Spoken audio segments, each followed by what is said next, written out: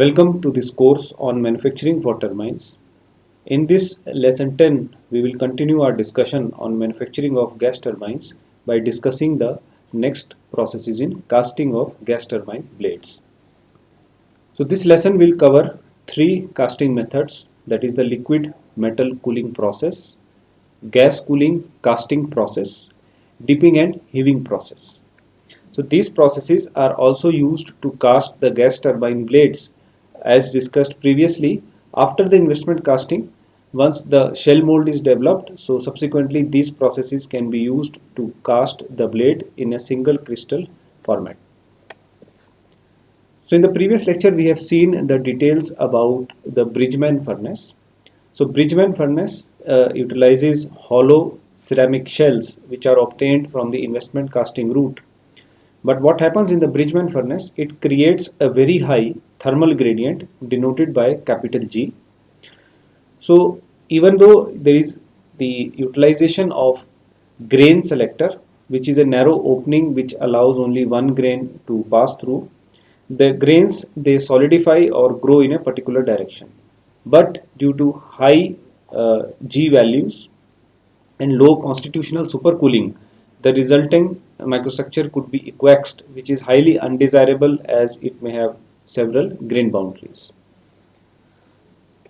So to overcome the limitations of the Bridgman furnace process, we have this process known as liquid metal casting process.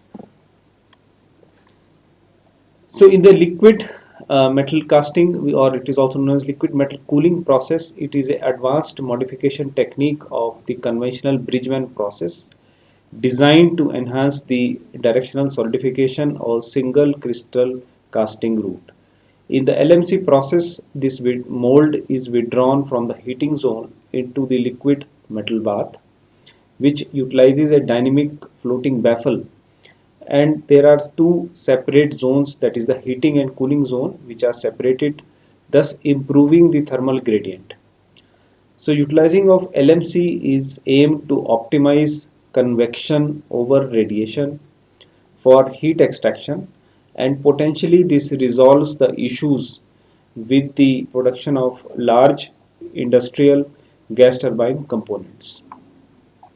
So the key features and benefits in the LMC process include improved thermal gradient. So these G values are achieved in the LMC are typically double than those which are achieved in conventional process, which lead to faster cooling and finer microstructures. Efficient cooling is second benefit, in which liquid metals such as aluminium, tin, and other alloys are used as coolants to optimize the cooling efficiency. So we will see the constructional details about the LMC process now. So in the LMC process, typically we have a liquid coolant which is stored in a tank.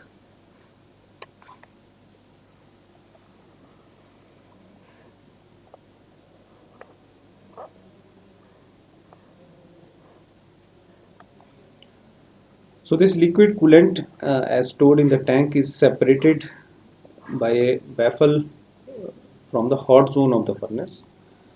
So here we can say we have the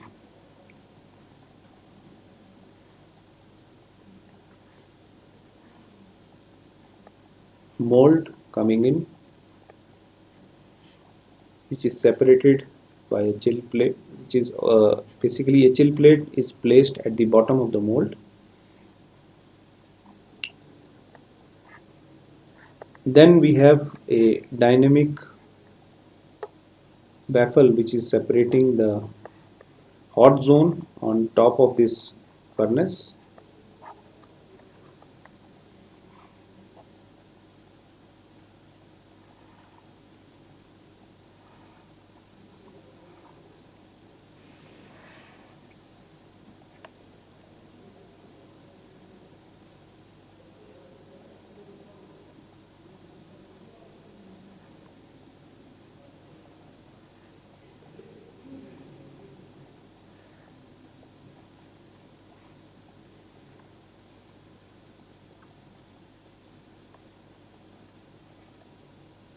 So hot zone of this furnace may be connected to a induction melting setup where the superalloy is getting melted.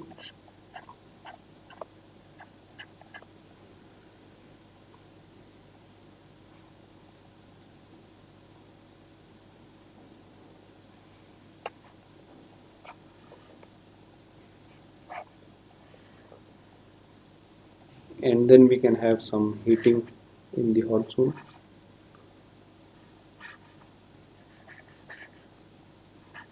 These are radiative heating, radiation,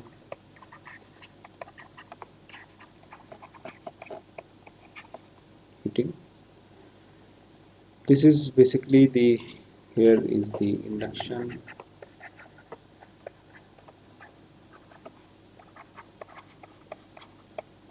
melting part where the superalloy is melted, and then this is poured into this mold which is there. So we have this ceramic mold here. This complete is the ceramic mold.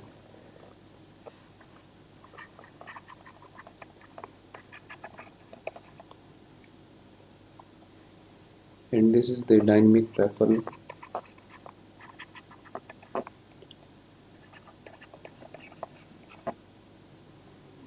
So we can say that this part is the hot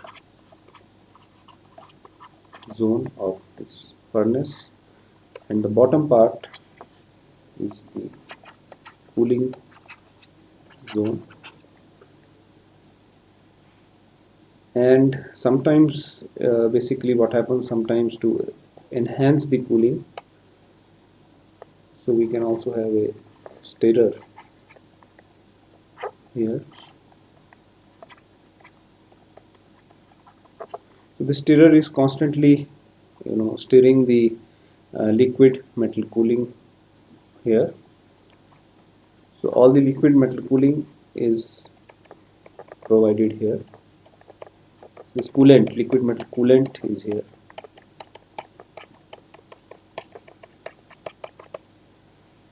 And we can say our this thermal oil is surrounding this liquid metal cooling, which is constantly recirculated. Thermal oil. And this is the liquid metal coolant.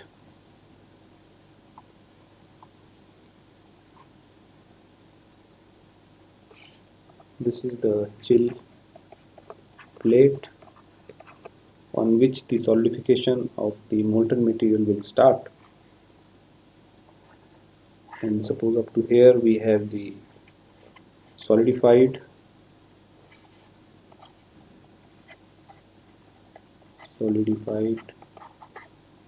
metal, and on top of it, because of the heat, there may be the molten material.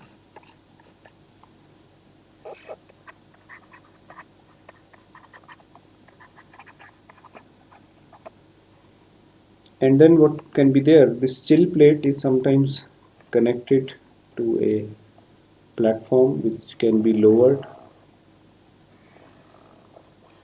So using this arrangement of this platform movement,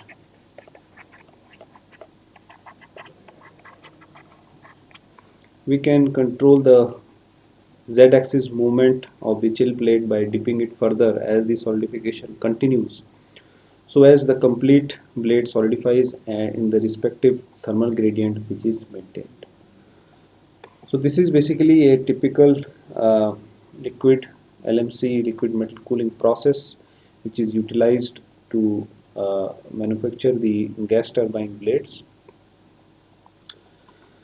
So what are the different challenges and limitations of the liquid metal cooling process? So the first is thermal impact on the molds. So ceramic molds, sometimes we know they may crack due to significant thermal impact when immersed in liquid metal bath, leading to potential contamination and degrading performance of the casting. Secondly, high cost and complexity. The equipment used like investment casting, procedural complexity are substantial and limiting widespread use of the LMC technique. And sometimes there may be presence of non-axial temperature gradient. So the rapid heat extraction may result in non-axial temperature gradient, which may result in curvature on the solidification front. Sometimes this may lead to lateral growth uh, of the grains, which is more pronounced in LMC even when compared to the conventional Bridgman furnace. Next, we looked at another casting process used to manufacture the gas turbine blade, which is the gas cooling casting process, sometimes abbreviated as GCC.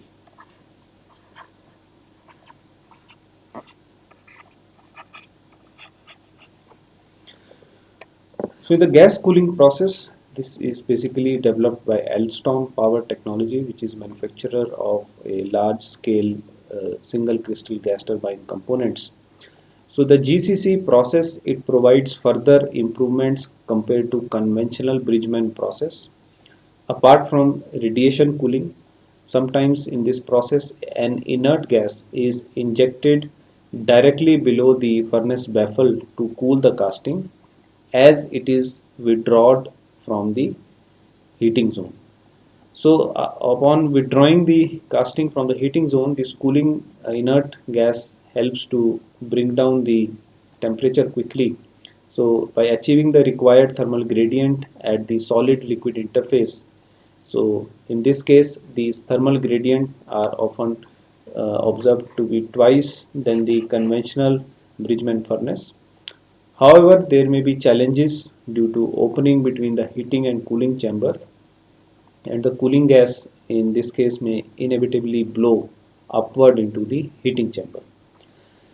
So this effect, although is helpful in the cooling zone of the furnace, but this effect considerably it reduces the furnace temperature and the temperature gradient in the alloy melt, thus negatively affecting the directionally solidified or single crystal casting process of the components in the shell mold.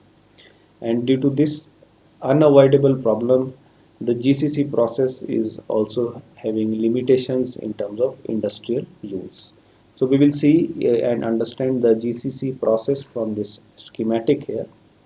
So the basic philosophy is same, that we have a furnace which is having two zones. So the above zone here again is basically the hot zone, and then the bottom zone becomes the cooling zone. And again we have here the chill plate here,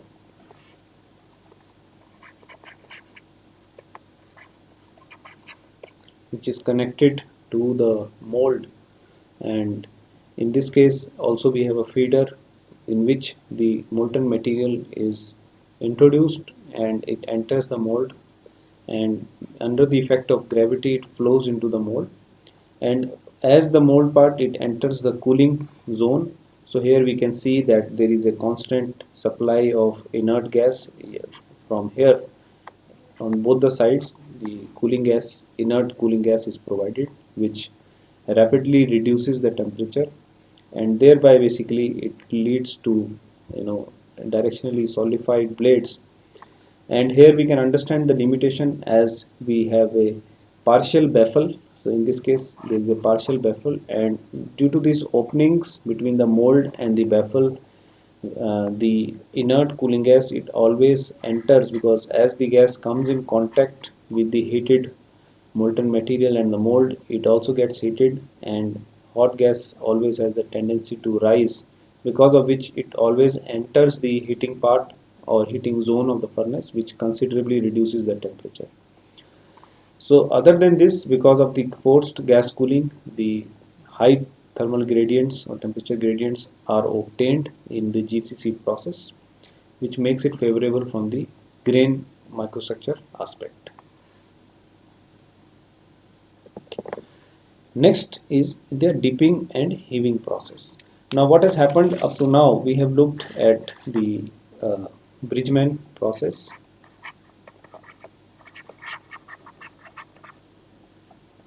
We have also looked at the uh, liquid metal cooling process, GCC process.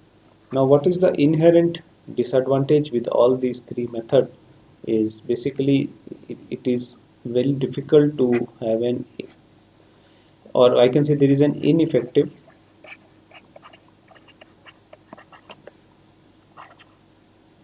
radiation heat exchange. Why? Because in these cases generally the thick ceramic molds are used. So because of the thicker ceramic molds, the radiation heat exchange is ineffective. So sometimes because of this unclosed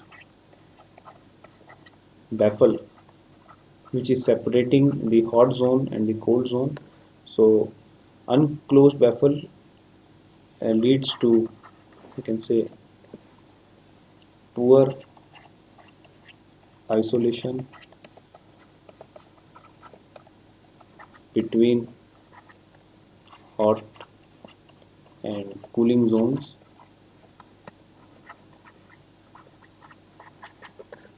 And thirdly, high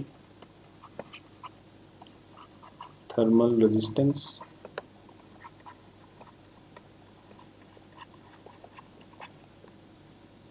of thick ceramic molds leads to poor heat transfer.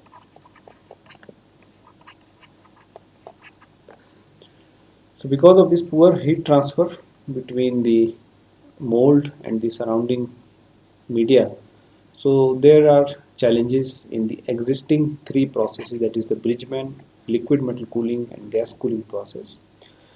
Now these limitations of these three processes are somewhat overcome using this dipping and heaving process. So dipping and heaving process is also known by other names known as thin shell casting process. It is also known by the name of downward directional solidification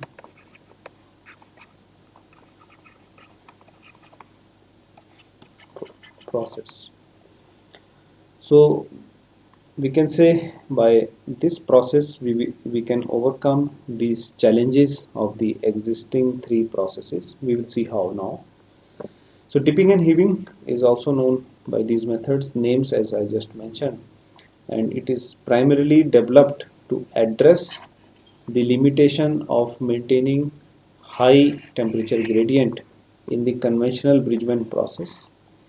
So these limitations, what they do is they include ineffective radiative heat exchange, unclosed baffle isolation, and so on, as just we discussed.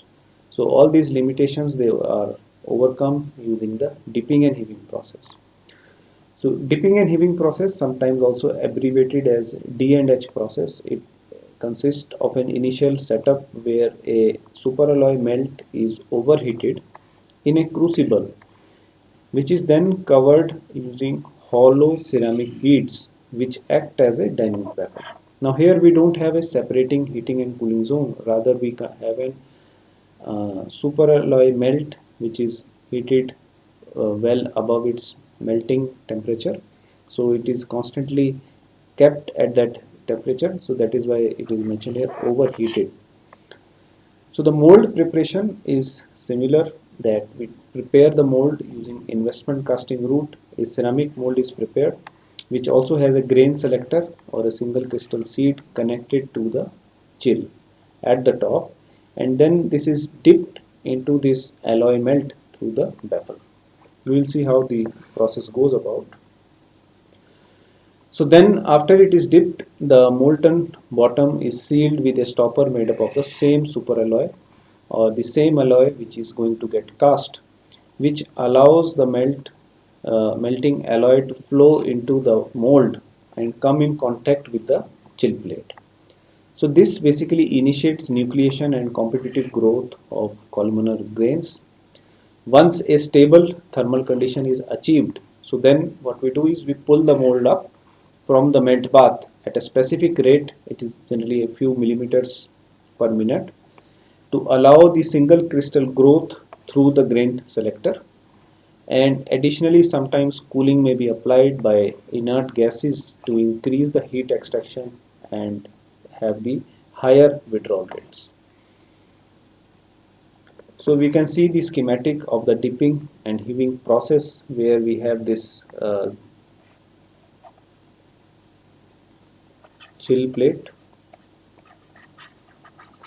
then we have this grain selector,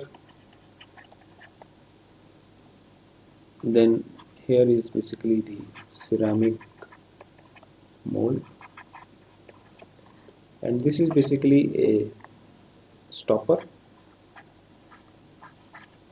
So this stopper is made up of the same material as this superalloy melt. So here we can say we have the superalloy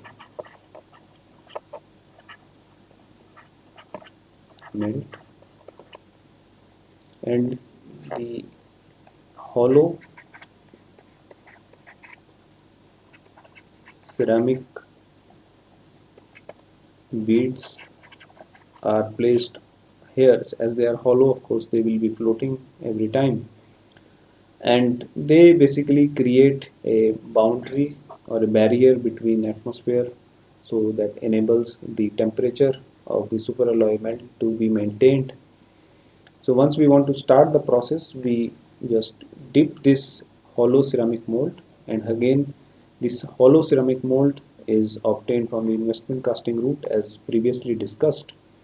So once the mold is dipped into the superalloy melt now, as the stopper is made up of the same superalloy material, so this will also melt, and this will then allow the molten superalloy to go into this ceramic mold, and upon coming in contact with the chill plate and through the grain selector, the grain growth or nucleation will start.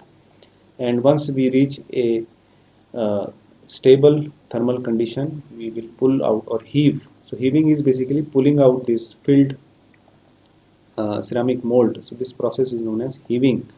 So once we will pull out, so additionally some gas cooling may be used to maintain proper thermal gradient by utilizing additional secondary gas cooling, and then basically this initiates a downward solidification. That is why the name of the process is also known as downward solidification process, and this withdrawal is programmed at a very slow rate to enable development of single crystal cast gas turbine blades.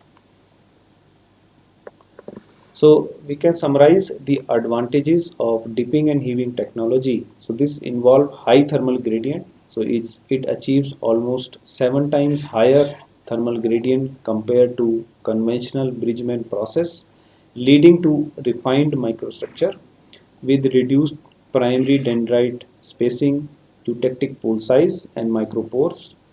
So thin shell molds, so they also help to create a hydrostatic balance between the mold, which allows wall thickness of the order of thin as 1 millimeter, which is sufficient to maintain the casting shape, and it also enhances the heat extraction efficiency. So improved microstructure, finer and more homogeneous distribution of gamma prime precipitates, they reduce solution treatment times or enable full solution during heat treatment, particularly benefiting for high alloyed superalloys materials. Efficient heat extraction is the next advantage because of the thin shell molds and gas cooling, which lead to more efficient heat extraction from the conventional or modified Bridgman techniques. And here isolation of heating and cooling zone. So the dynamic baffle effectively isolates the heating and cooling zone, increasing the thermal gradient at the solidification front. So we can see the industrial application and future direction. So it is that the D&H technology is used to produce single crystal alloy superalloy blades under protective argon gas. So some researchers have also shown that blades produced using dipping and heaving process exhibit refined dendrite structures and improved microstructural properties compared to the conventional methods. Future development could include construction of large vacuum furnaces for production of industrial gas turbine and aeroturbine blades in clusters to enhance the productivity, and implementing molten slag such as floating baffle could further improve the melt bath isolation and facilitate cleaning similar to electroslag melting remelting process. So here we can see the microstructure of CMSX4 blade produced using Bridgman furnace and the dipping and heaving process. So here we can see on the top we have the Bridgman furnace in A, where we can see larger size of precipitates and intereutectics, but in the dipping and heaving process we can see the finer gamma prime precipitates and small size of the eutectics, which basically we can anticipate better mechanical properties of the components which are developed using the dipping and heaving process. So with this we come to the end. We'll quickly summarize now. So we have understood the liquid metal cooling process.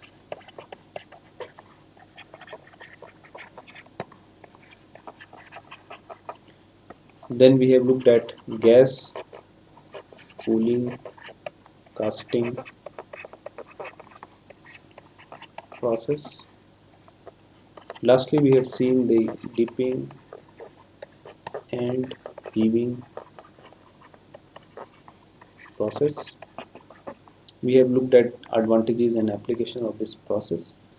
So with this we have tried to complete the casting of the gas turbine, single crystal gas turbine blade, and we can say the primary manufacturing, one of the primary manufacturing process is complete, and after this we have basically a single crystal cast gas turbine blade made up of nickel based superalloy.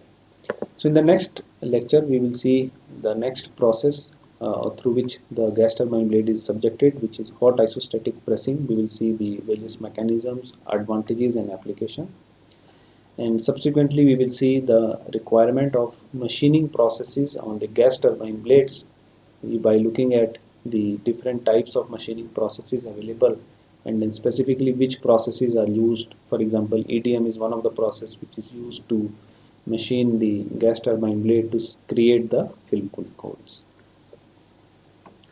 Thank you.